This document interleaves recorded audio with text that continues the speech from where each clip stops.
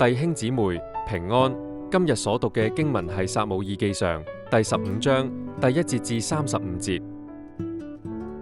主題係掃羅屢勸不聽，犯罪招致王位不保。作者喺撒母耳記上第15章記載，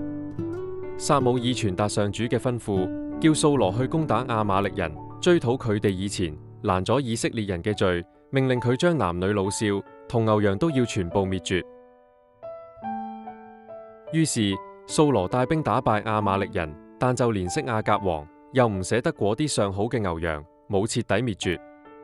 仲聲稱係百姓想留低啲好嘅牲畜，準備喺吉甲獻祭俾上主。撒母耳去質問掃羅，指出聽從比獻祭更重要，聽命勝過獻上公羊嘅之由。因為掃羅棄絕咗上主嘅話，所以上主都棄絕佢，唔再立佢作王。掃羅承認自己違背咗上主嘅命令，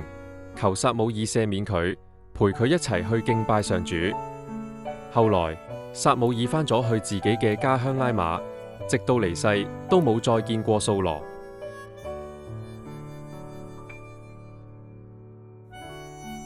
反省問題。作者喺撒母耳記上第15章記載，